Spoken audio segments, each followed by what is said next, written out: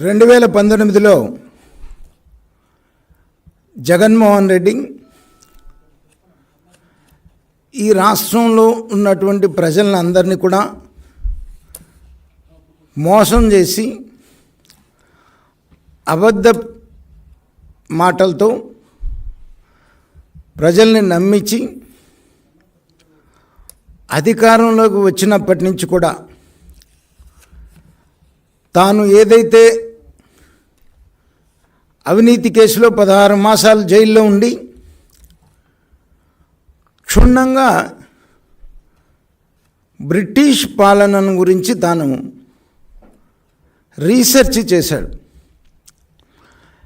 Research చేసి బయటకు వచ్చి ఎట్లా అయినా 19 ఎన్నికల్లో ప్రజల్ని నమ్మించగలిగితే తన లక్ష్యం ఏదైతే ఉందో భారతదేశంలో అత్యంత ధనికవంతుడు కావాలి అనేటువంటి లక్ష్యాన్ని ముఖ్యమంత్రి అయితే కానీ చేరుకోగలను అనేటువంటిది తన తండ్రి ముఖ్యమంత్రిగా ఉన్నప్పుడు చూశాడు. అలాగే బయటకు వచ్చి జైలు నుంచి బయటకు వచ్చి తల్లి, చెల్లి, బాబాయ్ సపోర్టుతో రాష్ట్రంలో ప్రజలందరినీ కూడా నమ్మించి ఒక్క అవకాశం అని చెప్పేసి నమ్మించి అధికారంలోకి వచ్చినప్పటి నుంచి కూడా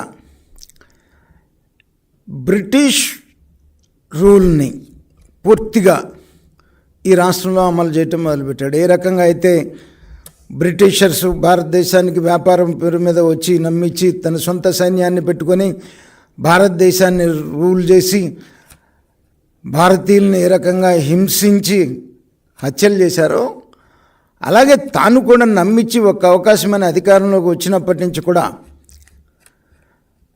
ఆంధ్ర రాష్ట్ర సంపద మొత్తాన్ని కూడా ఏకీకృతం చేసి తాను ఒక్కడే వ్యాపారం చేసుకుంటూ ఎవరిని ఎమ్మెల్యేలను కానీ మంత్రులు కానీ దగ్గరికి రానిస్తే వాటా అడుగుతారేమోనని దూరం పెట్టి ఆఖరికి తల్లిని, చెల్లిని కూడా కంటనీరు పెట్టి ఆంధ్ర రాష్ట్రం నుంచి తరిమి ఈ రాష్ట్రం మొత్తాన్ని దోపిడీ చేసి దోపిడీయే లక్ష్యంగా ఒక దొంగల ముఠా ఈ రాష్ట్రం మీద ఒక దొంగల ముఠా పడి ఏ రకంగా అయితే ఇంతకుముందు మనం సినిమాల్లో చూసాము దొంగల ముఠా గ్రామాల మీద పడి ఏ రకంగా దోచుకుంటుందో ఆ రకంగా అధికారంలోకి వచ్చిన కాడి నుంచి ముఖ్యమంత్రి వాళ్ళ ముఠా ఈ రాష్ట్రాన్ని దోచేసి ప్రజల్ని భయభ్రాంతులను చేసి పోలీసుల్ని తన సొంత సైన్యంలాగా వాడుకొని ఈ రాష్ట్రంలో ప్రశ్నించినటువంటి ప్రతిపక్ష నాయకులను మొత్తాన్ని కూడా జైళ్ళల్లో పెట్టి హింసించి ఆఖరికి సీనియర్ నాయకులను, రాజకీయ నాయకులను కూడా జైళ్ళల్లో కొట్టించినటువంటి పరిస్థితి. ఆఖరికి జాతీయ అధ్యక్షులు చంద్రబాబు నాయుడు గారిని కూడా అరెస్ట్ చేసి ఏ అభియోగం లేకుండా అక్రమ కేసులు పెట్టి 54 రోజులు జైల్లో ఉంచినటువంటి మాట మనం చూస్తూ ఉన్నాం.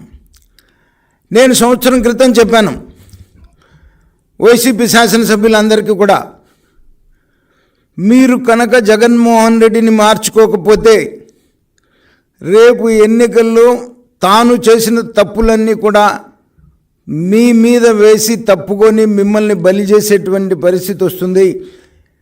అందుకని మీరు యాజ్ ఎర్లీ యాజ్ పాసిబుల్ ముఖ్యమంత్రిని మార్చుకోండి అనేటువంటి మాట సంవత్సరం క్రితం చెప్పాను నేను. ఇవాళ ఎమ్మెల్యేలు పనికిరారు అని ఇక్కడ పనికిరాని చెత్తను తీసుకెళ్ళి ఇంకొక చోట పోసేటువంటి కార్యక్రమం. ఈ చెత్తను మాత్రం ఇంకొకళ్ళు మాత్రం ఎందుకు మోయాలి? ప్రజలంతా అమాయకులా? ప్రజలంతా మీరు చేసేటువంటి అరాచకాలని చూస్తూ ఊరుకొని బరాయించేటువంటి పరిస్థితిలో ప్రజలు ఉన్నారని మీరు భావిస్తున్నారా? లేకపోతే మీకు నెత్తికెక్కినటువంటి అహంకారం ఇంకా దిక్కుండా అహంకారంతో ఉండి నేను ఎక్కడ ఎవరిని పెట్టినా నా బొమ్మ పెట్టుకొని గెలవాలి అనేటువంటి ఒక ఇంకా అహంకారం నీకు దిగిన పరిస్థితి అయితే నాకైతే ఇంక కనపడతలేదు. ఆఖరికి ఇవాళ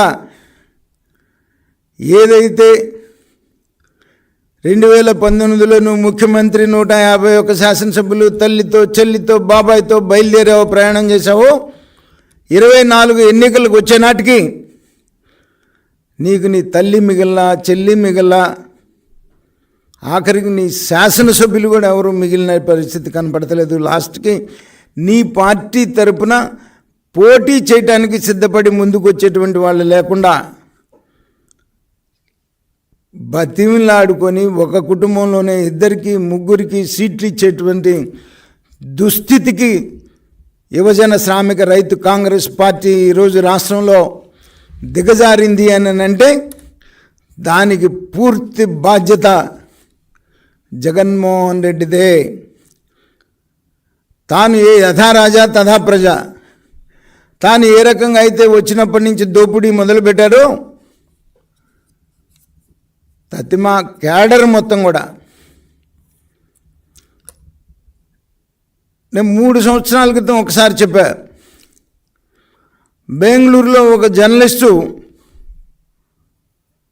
ఒక అతన్ని ఇంటర్వ్యూ చేసి రికార్డ్ చేసి నాకు వినిపించాడు, వైసీపీ నాయకుడిని. ఏంటయ్యా దాని సారాంశం అంటే, ఆయన అనంతపూర్ చిత్తూరు జిల్లాలో కర్ణాటక లిక్కర్ డోర్ డెలివరీ ఇస్తుంటాడు. మరి మీ నాయకుడు జగన్మోహన్ రెడ్డికి తెలిస్తే మరి నీకు ఇబ్బంది కాదా అని అడిగితే ఆయన మాట్లాడిన భాష ఇప్పుడు నేను పత్రికాముఖంగా నేను మాట్లాడలేను, కానీ మేము కొన్ని కోట్లు ఖర్చు పెట్టి జగన్మోహన్ రెడ్డిని ముఖ్యమంత్రిని చేస్తే మొత్తం ఈ రాష్ట్రంలో సారాయి ఇసుక అతనే అమ్ముకుంటున్నాడు, మేము కూడా బతకాలి కదా, మా పెట్టుబడితో ముఖ్యమంత్రి అయినాడు జగన్మోహన్ రెడ్డి, మా పెట్టుబడితో ముఖ్యమంత్రి ఆయన ఒక్కడే వ్యాపారం చేసుకుంటే మేమెట్టా బతకాలి, అడగమను జగన్మోహన్ రెడ్డిని మేము సమాధానం చెప్తామని చెప్పేసి చెప్పిన రికార్డ్ చేసి వినిపించాడు నాకు జర్నలిస్ట్ అన్నమాట. అదే రకంగా ఈ రోజున రాష్ట్రం మొత్తం మీద కూడా నువ్వు ఏ రకంగా అయితే దోచుకుంటున్నావో కింద ప్రజల మీద పడి నీ ముఠా దోచుకోవటం, ఆఖరికి నువ్వు నీ ముఠాని ప్రజలు తిరస్కరించేటువంటి సమయం దగ్గర పడింది. ఖచ్చితంగా మిమ్మల్ని ప్రజలు తీసుకుని వెళ్ళి కృష్ణా నదిలో కలుపుతారు.